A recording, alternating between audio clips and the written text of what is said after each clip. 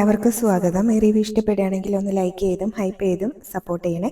അങ്ങനെ ബാലേന്ദ്രനോട് ഗംഗേട്ടൻ പറയുന്നുണ്ടായിരുന്നു, അലീനയ്ക്ക് എന്ത് വേണേലും ചെയ്തു കൊടുക്കാം, വൈജ ഈ സത്യം അറിയരുത് എന്ന് പറയണം കേട്ടോ. അതുപോലെ തന്നെ അലീനേനെ ആ വീട്ടിൽ നിന്ന് മാറ്റണം, അലീനയ്ക്ക് വീടെടുത്ത് കൊടുക്കാം, ജോലി വാങ്ങിച്ചു കൊടുക്കാം, അവളെ ഇങ്ങനെ വീട്ടിലൊരു കുട്ടിയെ പോലെ തന്നെ അവളുടെ കാര്യങ്ങളെല്ലാം ചെയ്തു കൊടുക്കാം, അലീനയ്ക്ക് വേണ്ടി കോടികൾ മുടക്കാനും തയ്യാറായിട്ടാണ് ഞങ്ങളിവിടെ നിൽക്കുന്നത് എന്നൊക്കെ ഇങ്ങനെ പറയുകയാണ്.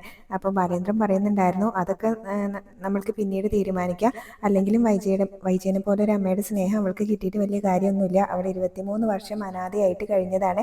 ആ 23 വർഷത്തെ കുടിശ്ശികയുണ്ട്. ഇനിയെങ്കിലും അവൾക്ക് ഇങ്ങനെ സമാധാനം വേണം, അതുപോലെ തന്നെ അവൾക്ക് ജീവിക്കാനുള്ള നല്ലൊരു സാഹചര്യം വേണം എന്ന് പറയുന്നുണ്ട് കേട്ടോ. അപ്പോൾ അതെന്ത് വേണേലും അവർ ചെയ്തു കൊടുക്കാമെന്ന് പറയുകയാണ്. അപ്പോൾ എന്തായാലും നമുക്കത് പിന്നീട് തീരുമാനിക്കാം, ആദ്യം എനിക്ക് അലീനേനെ കാണണം എന്ന് പറയാൻ കേട്ടോ. അലീനയ്ക്ക് എന്തെങ്കിലും ഒരു പോറൽ ഏറ്റിട്ടുണ്ടെങ്കിൽ എന്നൊക്കെ ഇങ്ങനെ പറയുന്ന സമയത്ത് ശിവൻ പറയുന്നുണ്ടായിരുന്നു, അലീനയ്ക്ക് ഒന്നും സംഭവിച്ചിട്ടില്ല. അപ്പോൾ ബാലേന്ദ്രൻ ചോദിക്കുന്നുണ്ടായിരുന്നു അവൾ എവിടെയാണെന്ന്. അപ്പം രാജീവിൻ്റെ അളിയൻ മുരളീകൃഷ്ണൻ്റെ ഒരു പഴയ വീടുണ്ട്, അവിടെയാണുള്ളത് എന്ന് പറയൂ. ഇവർ സംസാരിച്ചുകൊണ്ട് നിൽക്കുമ്പോഴാണ് സി ഐ അങ്ങോട്ട് വരുന്നത്. അപ്പോൾ ബാലേന്ദ്രൻ സി ഐനോട് പറയുന്നുണ്ടായിരുന്നു, സാറ് കയറി വാ, വാദിയും പ്രതിയൊക്കെ അകത്തുണ്ട് എന്ന് പറയും. എന്നിട്ട് അകത്തേക്ക് അങ്ങ് കൂട്ടിക്കൊണ്ടുപോകും കേട്ടോ. അപ്പോൾ ആ സി ഐ ആണെങ്കിൽ അവരോട് പറയുന്നുണ്ടായിരുന്നു, ഞാൻ നിങ്ങൾ താമസിച്ചിരുന്ന ഹോട്ടലിലേക്ക് പോയി, അപ്പോഴാണ് നിങ്ങൾ ഇങ്ങോട്ട് പോന്നിട്ടുണ്ട് എന്നുള്ള വിവരം കിട്ടിയത് എന്ന് പറയും. അപ്പോൾ ബാലേന്ദ്രനാണെങ്കിലും സി ഐനോട് പറയുന്നുണ്ടായിരുന്നു, അലീന ഇവരുടെ കസ്റ്റഡിയിലുണ്ടെന്നാണ് പറയുന്നത്, ഇനിയിപ്പോൾ നിങ്ങൾ എന്താണെന്ന് വെച്ചാൽ ലീഗൽ പ്രൊസീജിയേഴ്സ് എന്താണെന്ന് വെച്ചാൽ അത് ചെയ്യാൻ പറയൂ കേട്ടോ. അപ്പോൾ എന്തായാലും സ്റ്റേഷനിലേക്ക് പോകാൻ വിളിക്കുന്ന സമയത്ത് ഗംഗേട്ടൻ ഇങ്ങനെ സി ഐനോട് പറയുന്നുണ്ടായിരുന്നു, ഇതൊരു ഇങ്ങനെ കേസാക്കരുത്, അവർക്ക് ഒരു തെറ്റിദ്ധാരണയുടെ പുറത്ത് സംഭവിച്ചു പോയതാണ് എന്നൊക്കെ ഇങ്ങനെ പറയൂ കേട്ടോ. അപ്പോൾ ഞങ്ങൾ ഈ പ്രശ്നം പരിഹരിച്ചുകൊണ്ടിരിക്കുകയാണെന്നൊക്കെ ശിവൻ പറയുന്ന സമയത്ത്, അത് നിങ്ങൾ പരിഹരിച്ചാൽ എങ്ങനെയാണ് ശരിയാവുക, പിന്നെ ഞങ്ങൾ ഈ യൂണിഫോം ഇട്ട് ഇവിടെ നിൽക്കുന്നത് എന്തിനാ എന്നൊക്കെ ചോദിക്കുന്നുണ്ട്. അപ്പോൾ ബാലേന്ദ്രൻ്റെ അഭിപ്രായം എന്താണെന്ന് ചോദിക്കും. ആദ്യം അലീനേനെ കാണാം എന്നിങ്ങനെ ബാലേന്ദ്രൻ പറയാണ് കേട്ടോ. എന്നിട്ട് തീരുമാനിക്കാമെന്ന് പറയുന്നുണ്ട്. പിന്നീട് അവരെല്ലാവരും കൂടെ ആ വീട്ടിലേക്ക് പോകാനായിട്ട് തുടങ്ങുകയാണ് കേട്ടോ. അപ്പോൾ കൃഷ്ണമോളോട് ബാലേന്ദ്രൻ ചോദിക്കുന്നുണ്ട്, മോൾക്ക് ഒറ്റയ്ക്ക് ഇരിക്കാൻ പേടിയുണ്ടോ എന്ന് ചോദിക്കും. അപ്പോൾ എനിക്ക് തനിച്ചിരിക്കാൻ പേടിയൊന്നുമില്ല, പക്ഷേ എനിക്ക് അച്ഛനെ അവരുടെ കൂടെ തനിച്ച് വിടാൻ പേടിയുണ്ട് എന്ന് പറയട്ടോ. അപ്പോൾ അവരുടെ കൂടെ അല്ലേ ഞാൻ പോകുന്നത്, പിന്നെ പോലീസൊക്കെ ഇല്ലേ എന്ന് പറയുന്നുണ്ട്. എന്തായാലും ഞാൻ അച്ഛൻ്റെ കൂടെ വരാം, എനിക്ക് അതാണ് സമാധാനം എന്ന് പറയും. അപ്പോഴേക്കും പിന്നീട് ബാലേന്ദ്രൻ എന്നാൽ ശരി എന്ന് പറഞ്ഞിട്ട് വീടിൻ്റെ ഡോറൊക്കെ അടയ്ക്കുന്നുണ്ടായിരുന്നു കേട്ടോ. അങ്ങനെ അവർ പോവുകയാണ്. പോകുന്ന സമയത്ത് മനുവിനെ വിളിക്കുന്നുണ്ട് കേട്ടോ. അതിൻ്റെ ഇടയിൽ അലീനേനെ തട്ടിക്കൊണ്ട് പോയിട്ടുള്ള ഗുണ്ടകളെയും കാണിക്കുന്നുണ്ട്. അവർ എല്ലാം സെറ്റാണല്ലോ, അപ്പോൾ അതുകൊണ്ട് തന്നെ തട്ടിക്കൊണ്ട് വന്ന് ഒരുത്തനാണെങ്കിൽ പിന്നെ പോവാന്നൊക്കെ പറയുന്നുണ്ട് കേട്ടോ. അപ്പോൾ ക്യാഷൊക്കെ അവർക്ക് നേരത്തെ കൊടുത്തതാണ്, അഡ്വാൻസ് ഇത് വാങ്ങിച്ചതാണെന്ന് പറയുന്നുണ്ട് കേട്ടോ. ഇതൊക്കെ ഇങ്ങനെ നേരത്തെ വാങ്ങിച്ചിട്ടില്ലെങ്കിൽ പിന്നെ പണി കിട്ടും എന്ന് പറയുകയാണ്. അപ്പോൾ അതിൽ രണ്ടുപേരും പറയുന്നുണ്ടായിരുന്നു, നമുക്ക് അവളെ ഒന്ന് മുട്ടി നോക്കിയാലോ എന്ന്. അപ്പോൾ മുതലാളിമാരോട് ചോദിച്ചിട്ട് മതി എന്നൊക്കെ ഇങ്ങനെ പറയുന്നുണ്ട് കേട്ടോ. അവരങ്ങനെ സംസാരിച്ച് നിന്ന് പിന്നീട് അവരവിടുന്ന് പോവും. അത് കഴിഞ്ഞ് പിന്നീട് വൈജയനെയാണ് കാണിക്കുന്നത്. ആ സമയത്ത് ഡ്യൂട്ടിയിലുണ്ടായിരുന്ന ഒരു സിസ്റ്റർ വൈജയനോട് പറയുന്നുണ്ടായിരുന്നു, കാര്യം അറിഞ്ഞായിരുന്നോ, ഇവിടെ നിങ്ങളുടെ മൂത്ത മകളാണെന്ന് നിന്നിട്ടുണ്ടായിരുന്ന കുട്ടീനെ കാണാനില്ല എന്ന് പറയൂ കേട്ടോ. പിന്നീട് അവിടെ വേറൊരു നഴ്സും കൂടി ഉണ്ടായിരുന്നു, അവർ രണ്ടുപേരും കൂടെ സംസാരിക്കുകയാണ്, അവളെ ഏതെങ്കിലും ഒരുത്തൻ്റെ കൂടെ പോയതായിരിക്കും എന്നൊക്കെ ഇങ്ങനെ പറയുകയാണ് കേട്ടോ. അപ്പോൾ അത് കേട്ടുകൊണ്ടാണ് സുലോചന അങ്ങോട്ടേക്ക് വരുന്നത്. അപ്പോൾ സുലോചന പറയുന്നുണ്ടായിരുന്നു, നിങ്ങളുടെ ജോലി ഇതാണോ, നിങ്ങളുടെ ജോലി ഇങ്ങനെ ഇവിടുത്തെ ഡ്യൂട്ടി ചെയ്യാന്നുള്ളതല്ലേ, പിന്നെ ഈ പരദൂഷണം ഒക്കെ ഇങ്ങനെ എന്തിനാ പറയാൻ നിൽക്കുന്നത്, വെറുതെ അപവാദമൊക്കെ പറയാൻ നിൽക്കുന്നതെന്ന് പറയട്ടെ. അപ്പോൾ ഞങ്ങളൊരു ഊഹം പറഞ്ഞാണെന്ന് ഇങ്ങനെ അവർ പറയുന്ന സമയത്ത്, അപ്പോൾ ഞാനും ഇതുപോലെ പറഞ്ഞാലോ, നിങ്ങളുടെ ഡ്യൂട്ടി കഴിഞ്ഞ് ഇങ്ങനെ നിങ്ങളുടെ മറ്റൊരുത്തൻ്റെ കൂടെയൊക്കെ പോയി 2 മണിക്കൂർ കഴിഞ്ഞിട്ടാണോ നിങ്ങളുടെ വീട്ടിലേക്ക് പോകുന്നത്, വെറുതെ അനാവശ്യം പറയരുത് എന്ന് പറയട്ടെ ആ സിസ്റ്റർ. അപ്പോൾ ഇതന്നെയാണ് ഞാനും പറഞ്ഞത്, ഞാനൊരു ഊഹം പറഞ്ഞതാണ്, നിങ്ങളുടെ ജോലി നോക്കുക എന്ന് പറയൂ കേട്ടോ. അല്ലാതെ ആ കുട്ടി അങ്ങനെ ഒരു കുട്ടിയൊന്നുമല്ല, അതിനെ ആരെങ്കിലും തട്ടിക്കൊണ്ട് പോയതാവാം എന്നൊക്കെ ഇങ്ങനെ പറയുന്നുണ്ട്. അങ്ങനെയാണ് ചിന്തിക്കേണ്ടതെന്ന് സുലോചന പറയുകയെ.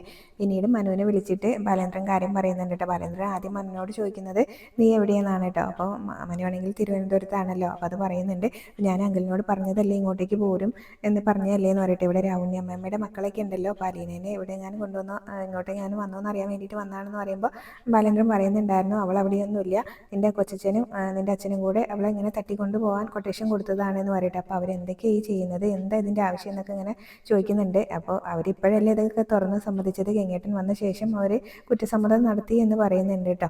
എന്തായാലും ഇനിയിപ്പോൾ പോയി നോക്കിയാലേ അറിയുള്ളൂ അലീനയ്ക്ക് ഇങ്ങനെ എന്താ സംഭവിച്ചതെന്നുള്ളത്, അലീനയ്ക്ക് ജീവനുണ്ടോ, എന്തൊക്കെ പറ്റിയെന്ന് പോയി നോക്കിയാലേ അറിയുള്ളൂ. എന്തായാലും നീ ഇനിയിപ്പോൾ തിരുവനന്തപുരത്ത് ഇങ്ങനെ അലഞ്ഞ് നടക്കുകയൊന്നും വേണ്ട, ഇങ്ങോട്ടേക്ക് പോരേ എന്ന് പറയുന്നുണ്ട് കേട്ടോ. മനു ആണെങ്കിലും പറയുന്നുണ്ടായിരുന്നു, അങ്കിളെ കട്ട് ചെയ്തോ, എനിക്കിതൊന്നും കേൾക്കണ്ട, ഞാനും ആ വീട്ടിൽ ജനിച്ചു പോയില്ലേ എന്നൊക്കെ ഇങ്ങനെ പറഞ്ഞ് മനു ആണെങ്കിലും കോൾ കട്ട് ചെയ്യും കേട്ടോ. അത് കഴിഞ്ഞ് പിന്നീട് അവരെല്ലാവരും കൂടെ ആ വീട്ടിലേക്ക് എത്തുകയാണ്. ഒറ്റപ്പെട്ട ഒരു സ്ഥലത്താണല്ലോ വീട്, കുറേ റബ്ബർ തോട്ടത്തിൻ്റെ ഇടയിലുള്ളൊരു വീടാണ് കേട്ടോ. ഒറ്റപ്പെട്ട ഒരു സ്ഥലത്താണ്. ബാലേന്ദ്രനാണെങ്കിലും വീടിനുള്ളിലേക്ക് വേഗമാണ് കയറിയിട്ട് എല്ലായിടത്തും ചെന്ന് നോക്കുന്നുണ്ട് കേട്ടോ. അപ്പോൾ ഡോറെല്ലാം ലോക്ക് ചെയ്തിരിക്കുകയാണ്. പിന്നീട് ബാലേന്ദ്രൻ പുറത്തുകൂടെ അലീന മോളെ എന്ന് വിളിച്ചുകൊണ്ട് ഇങ്ങനെ നടക്കുകയാണ് കേട്ടോ. അപ്പോൾ അലീനയാണെങ്കിലും തളർന്ന് അവിടെ ഇരുന്നിട്ടുണ്ട്. അപ്പോൾ ബാലേന്ദ്രൻ വിളിക്കുന്നത് കേട്ടിട്ട് മെല്ലെ മെല്ലെ എണീറ്റ് ജനലിൻ്റെ അവിടേക്ക് വരുന്നുണ്ട് കേട്ടോ. അപ്പോഴേക്കും അവർ പിന്നെ അലീനയാണെങ്കിലും അച്ഛൻ എന്നിങ്ങനെ പറഞ്ഞുകൊണ്ട് മെല്ലെ എണീക്കുകയാണ്. അപ്പോഴേക്കും ബാലേന്ദ്രൻ അലീന ഇരിക്കുന്ന ആ റൂമിൻ്റെ പുറത്തെ ജനലിൻ്റെ അവിടെ എത്തുന്നുണ്ട് കേട്ടോ. അപ്പോൾ അച്ഛൻ എന്ന് പറഞ്ഞ് പെട്ടെന്ന് അലീന ആ ജനലിൻ്റെ ഉള്ളിലൂടെ കൈയെല്ലാം ഇട്ട് ബാലേന്ദ്രൻ്റെ മുഖത്ത് പിടിച്ച് അച്ഛ അച്ഛ എന്നിങ്ങനെ വിളിക്കുന്നുണ്ട് കേട്ടോ. കരഞ്ഞുകൊണ്ടാണ് വിളിക്കുന്നത്. മോളെ ടെൻഷൻ ആവുമൊന്നും വേണ്ട, അച്ഛൻ വന്നില്ലേ എന്നൊക്കെ പറഞ്ഞ് സമാധാനിപ്പിക്കുന്നുണ്ട് കേട്ടോ. അപ്പോഴേക്ക് കൃഷ്ണമോളും അങ്ങോട്ടേക്ക് വരുന്നുണ്ട്, ചേച്ചി എന്ന് വിളിച്ചുകൊണ്ട് കേട്ടോ. അപ്പോൾ മോളെ എന്ന് വിളിച്ച് അലീന ഇങ്ങനെ കരയാണ് കേട്ടോ. അലീനയ്ക്ക് നല്ല സങ്കടമുണ്ട്.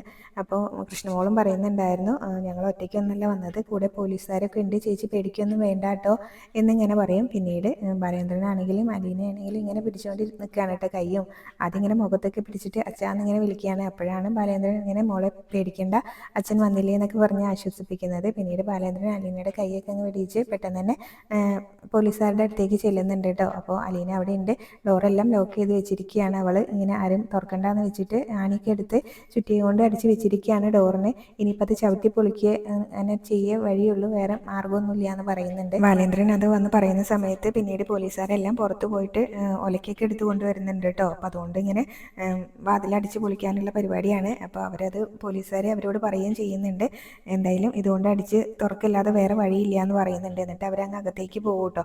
അവർ പോകുമ്പോൾ ബാലേന്ദ്രനാണെങ്കിലും ശിവേട്ടൻ്റെ അടുത്ത് വന്നിട്ട് പറയുന്നുണ്ടായിരുന്നു, എന്നാലും എൻ്റെ ശിവേട്ടാ നിങ്ങളെല്ലാവരും കൂടെ ചെയ്തു വെച്ചല്ലേ, ഒന്ന് അവരെ പോയി സഹായിക്കുക എന്നൊക്കെ പറഞ്ഞ് അങ്ങ് ദേഷ്യപ്പെടുക. അപ്പോൾ ഗംഗേട്ടനാണെങ്കിലും രാജീവനോടും ശിവനോടും അങ്ങോട്ടേക്ക് പോകാനായിട്ട് പറയൂ കേട്ടോ. കണ്ണുകൊണ്ട് ഇങ്ങനെ കാണിക്കും. അപ്പോൾ അവരെ അകത്തേക്ക് അങ്ങ് കയറി പോവേ.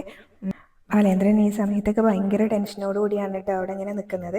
ആകെ ഇങ്ങനെ വല്ലാതെ ആവുന്നുണ്ട്. ഗംഗേട്ടനാണെങ്കിലും പുറത്ത് തന്നെ നിൽക്കുകയാണ്. പിന്നീട് മനു ആണെങ്കിലും ഇങ്ങനെ ആരെയോ വിളിക്കുന്നുണ്ട് കേട്ടോ. കുറേ തവണ വിളിക്കുന്നുണ്ട്, 2-3 തവണ വിളിക്കുന്നുണ്ട്, പക്ഷേ കോള് കിട്ടുന്നില്ല കേട്ടോ. ഇതെവിടെ പോയി കിടക്കുകയാണെന്നൊക്കെ ഇങ്ങനെ മനു പറയുകയും ചെയ്യുന്നുണ്ട്. ആരെയോ വിളിക്കുന്നതെന്ന് അറിയില്ല.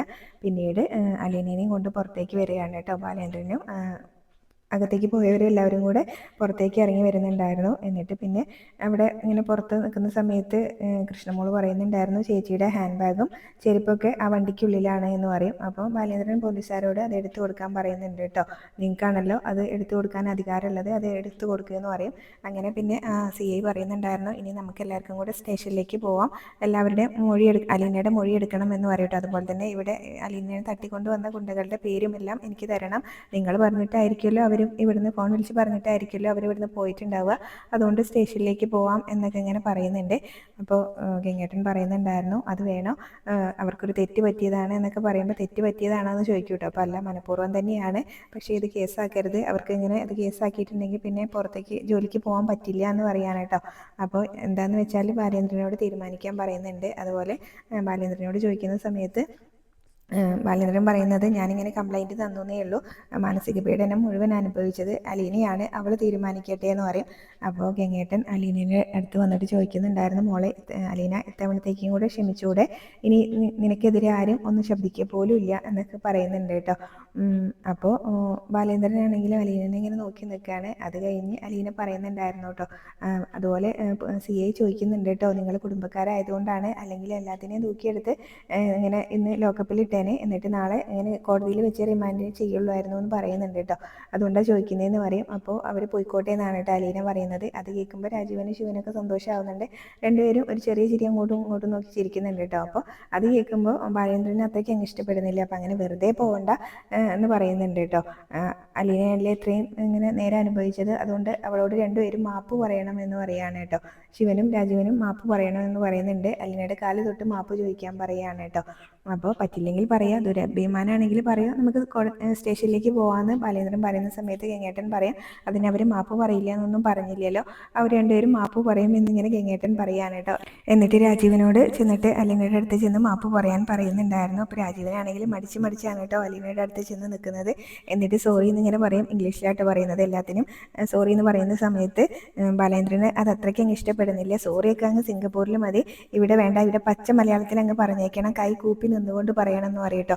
എൻ്റെ മോളെ, ഞാൻ ഇതുവരെ നിന്നോട് ചെയ്തതിനെല്ലാം മാപ്പ് എന്ന് പറയണം, അലീനയുടെ കാല് തൊട്ട് പറയണം എന്ന് പറയട്ടോ. അപ്പോൾ പിന്നെ രാജീവൻ അങ്ങനെ തന്നെ നിന്ന് പറയുന്നുണ്ട്. രാജീവിന് ചെറിയൊരു മടിയൊക്കെ ഉണ്ട് കേട്ടോ. എന്നാലും കൈകൂപ്പി നിന്ന് അലീനയുടെ കാലൊക്കെ തൊട്ടിട്ട് കേട്ടോ മാപ്പ് പറയുന്നത്. അത് കഴിഞ്ഞ് രാജീവനാണെങ്കിലും ആരുടെയും മുഖത്ത് നോക്കാതെ അങ്ങ് മാറി നിൽക്കും. അപ്പോൾ ബാലേന്ദ്രനാണെങ്കിലും പിന്നീട് അടുത്ത ഊഴം ശിവേട്ടൻ്റെ എന്ന് പറയട്ടോ. അപ്പോൾ ശിവേട്ടൻ ചോദിക്കുന്നുണ്ടായിരുന്നു, ഒരാൾ പറഞ്ഞാൽ പോരേന്ന്. അപ്പോൾ ഒരാൾ പറഞ്ഞാൽ പറ്റില്ല, 23 വർഷത്തെ കുടിശ്ശികയുണ്ട്, ആരോടാണ് മാപ്പ് പറയുന്നതെന്ന് ആലോചിച്ചിട്ട് ഇങ്ങനെ എല്ലാം മനസ്സിലോർത്തിട്ട് അങ്ങ് പറഞ്ഞേക്കണം എന്ന് പറയൂട്ടോ. അങ്ങനെ പിന്നെ ശിവനും ചെന്ന് അലീനയുടെ മുന്നിൽ നിന്നിട്ട് മാപ്പ് പറയുന്നുണ്ടായിരുന്നു. രണ്ടുപേരും അലീനയോട് മാപ്പ് ചോദിക്കുന്ന സമയത്ത് കൃഷ്ണമോൾക്ക് നല്ല സന്തോഷമാണ് കേട്ടോ. പക്ഷേ അലീനയാണെങ്കിലും അങ്ങനെ ആകെ സങ്കടപ്പെട്ട് കണ്ണൊക്കെ നിറഞ്ഞാട്ടാ നിൽക്കുന്നത്. ഇത്രയും കാണിച്ചുകൊണ്ടാണ് ഇന്നത്തെ എപ്പിസോഡ് അവസാനിച്ചത്. പിന്നെ പ്രൊമോ കാണിക്കുന്നുണ്ടായിരുന്നു. ബാലേന്ദ്രൻ രാജീവനോടും ശിവനോടും പറയുന്നുണ്ടായിരുന്നു, നിന്റെ പെങ്ങളെ ഞാൻ കല്യാണം കഴിക്കുന്നതിന് മുന്നേ ഒരു പെൺകുഞ്ഞിന് ജന്മം കൊടുത്തു എന്ന് പറഞ്ഞാൽ പിന്നെ ഞാൻ എന്ത് ചെയ്യണമായിരുന്നു എന്നൊക്കെ ചോദിക്കുന്നുണ്ട് കേട്ടോ. പിന്നീട് ഗംഗേട്ടൻ വന്ന് അലീനേനെ കാണണമെന്ന് പറയുന്നുണ്ട്. അലീനയോട് മാപ്പ് ചോദിക്കാനാട്ടോ, നിൻ്റെ അമ്മയ്ക്ക് വേണ്ടിയിട്ടും ഞങ്ങൾക്ക് എല്ലാവർക്കും വേണ്ടിയിട്ടും ഞാൻ നിന്നോട് മാപ്പ് ചോദിക്കുകയാണെന്ന് പറയുന്നുണ്ട്. അപ്പോൾ അലീന അങ്ങനെ തിരിച്ചറിഞ്ഞു, അവരെല്ലാം സത്യം അറിഞ്ഞു എന്നുള്ളത്. ഇത്രയാണ്